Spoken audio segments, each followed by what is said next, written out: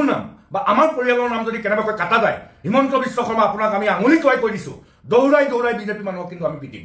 নমস্কাৰ। যোৱাকালি অসমৰ মুখ্যমন্ত্ৰী ডক্টৰ হিমন্ত বিশ্ব শৰ্মাই এছআৰ স্পেচিয়েল ৰিভিজনৰ নামত যি ধৰণে সাম্প্ৰদায়িক বক্তব্য ৰাখিছে, ই অত্যন্ত গৰিহণাযোগ্য কথা।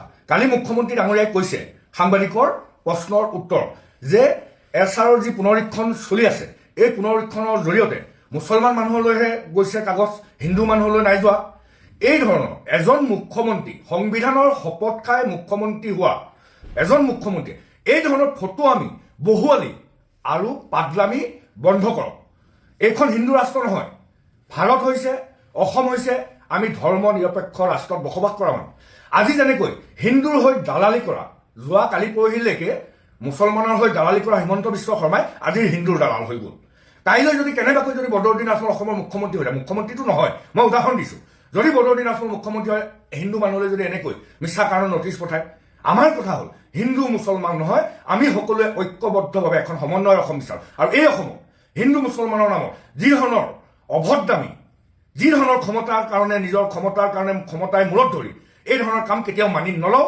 যি স্পেচিয়েল ৰিভিজনৰ নামত অন্যায় কৰিছে, বিজেপি বিৰোধী মানুহবিলাকৰ নাম কাটিছে বিজেপি দলে নিৰ্বাচন আয়োগক সম্পূৰ্ণৰূপে নিজৰ হাতৰ মুঠিলৈ আনি যি ধৰণে অগণতান্ত্ৰিক কাম কৰিছে, সেয়া কেতিয়াও মানি নলওঁ। মোৰ নাম বা আমাৰ পৰিয়ালৰ নাম যদি কেনেবাকৈ কাটা যায়, হিমন্ত বিশ্ব শৰ্মা আপোনাক আমি আঙুলি টুৱাই কৈ দিছো, দৌৰাই দৌৰাই বিজেপি মানুহক কিন্তু আমি পিটিম। নমস্কাৰ।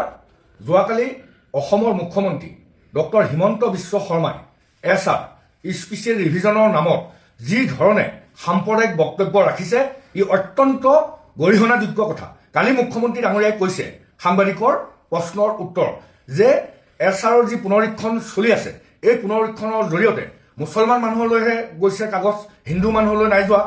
এই ধৰণৰ এজন মুখ্যমন্ত্ৰী, সংবিধানৰ শপত খাই মুখ্যমন্ত্ৰী হোৱা এজন মুখ্যমন্ত্ৰী, এই ধৰণৰ ফটো আমি বহুৱালি আৰু পাগলামি বন্ধ কৰক।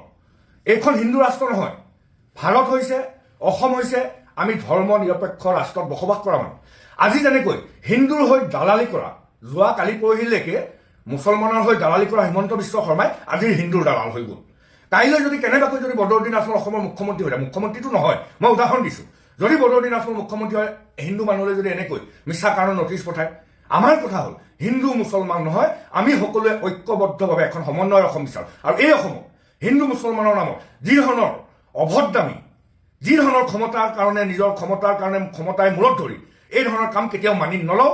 যি স্পেচিয়েল ৰিভিজনৰ নামত অন্যায় কৰিছে, বিজেপি বিৰোধী মানুহবিলাকৰ নাম কাটিছে বিজেপি দলে নিৰ্বাচন আয়োগক সম্পূৰ্ণৰূপে নিজৰ হাতৰ মুঠিলৈ আনি যি ধৰণে অগণতান্ত্ৰিক কাম কৰিছে, সেয়া কেতিয়াও মানি নলওঁ।